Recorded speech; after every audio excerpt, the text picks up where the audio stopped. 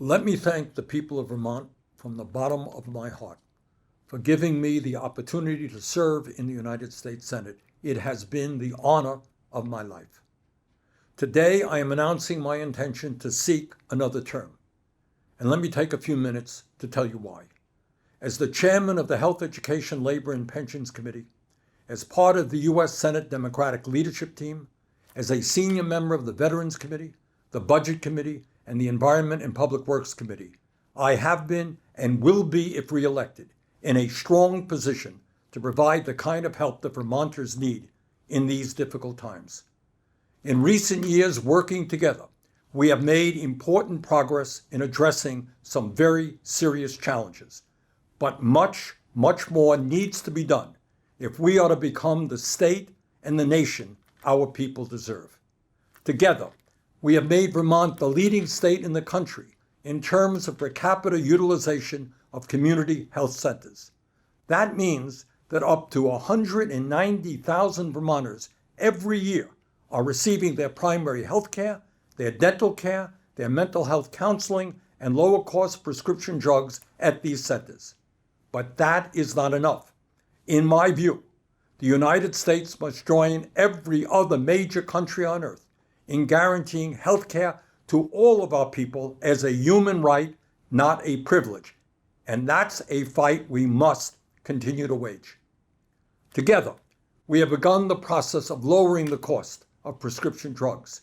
We're making insulin more affordable to seniors and all those struggling with diabetes. We're lowering the cost of inhalers for those with asthma and COPD. We're finally beginning to negotiate prices with the big drug companies. But that is not enough. We need to take on the greed of the pharmaceutical industry and end the absurdity of Americans paying, by far, the highest prices in the world for prescription drugs. Earlier this year, we saw devastating flooding across our state, further illustrating the deadly effects of climate change.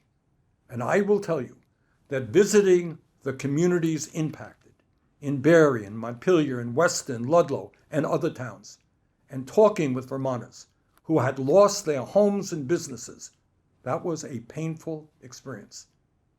Together, we must continue to combat climate change by transforming our energy system away from fossil fuel and into energy efficiency and sustainable energy. I'm proud that I was able to bring $62 million into the state to help our people afford solar panels for their rooftops and additional money for heat pumps. But that is not enough. This is a global crisis.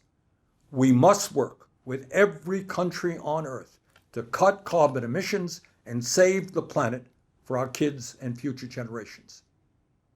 As the former chair of the Veterans Committee, I am proud of the role my office has played in making sure that veterans in our state get the quality health care they deserve, whether it's at the White River Junction Medical Center or community-based outpatient clinics around the state.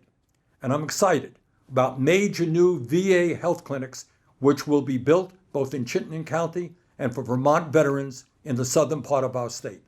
But that is not enough. We must vigorously oppose those who want to privatize the VA and make sure that every veteran gets the quality care and the benefits they have earned.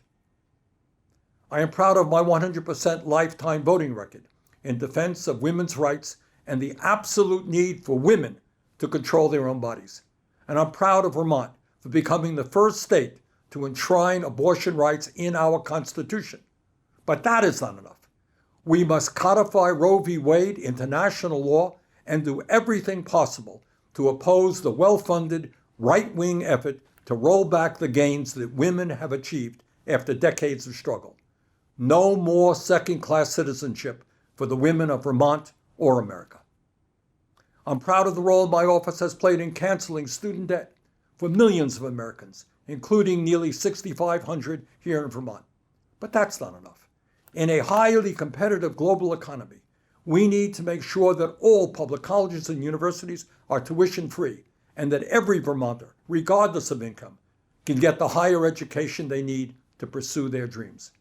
Further, we need to break our dependence on the regressive property tax in the funding of local schools. I am proud of my leadership role in defending Social Security and Medicare from those who would cut benefits for our seniors. No, we don't need to cut benefits. We need to expand them, and we can do that by demanding that the very wealthy start paying their fair share of taxes into the Social Security Trust Fund. I am proud of some of the innovative housing programs we've introduced over the years and the millions of housing dollars we've brought into the state. This includes the National Housing Trust Fund, a national program modeled after the Burlington Community Land Trust, now the Champlain Housing Trust, which puts federal funds to work to create safe, perpetually affordable housing. But that's not enough. We have a major housing crisis today that must be addressed. No Vermonter should be paying 40 or 50% of his or her income to put a roof over their heads. And there's one other issue that I know is very much on the minds of Vermonters. On October 7th, 2023, Hamas, a terrorist organization, began the war in Gaza with a horrific attack on Israel that killed 1,200 innocent men, women, and children, and took more than 230 hostages, some of whom remain in captivity today. Israel had the absolute right to defend itself against this terrorist attack, but it did not and does not have the right to go to war against the entire Palestinian people, which is exactly what it is doing. 34,000 Palestinians have already been killed and 77,000 have been wounded, 70% of whom are women and children. According to humanitarian organizations, famine and starvation are now imminent. In my view, U.S. tax dollars should not be going to the extremist Netanyahu government to continue its devastating war against the Palestinian people. Let me conclude by telling you what you already know. These are very difficult times for our country and the world. And in many ways, this 2024 election is the most consequential election in our lifetimes. Will the United States continue to even function as a democracy? Or will we move to an authoritarian form of government? Will we reverse the unprecedented level of income and wealth inequality that now exists? Or will we continue to see billionaires get richer while working families struggle to put food on the table? Can we create a government that works for all of us? Or will our political system continue to be dominated by wealthy campaign contributors?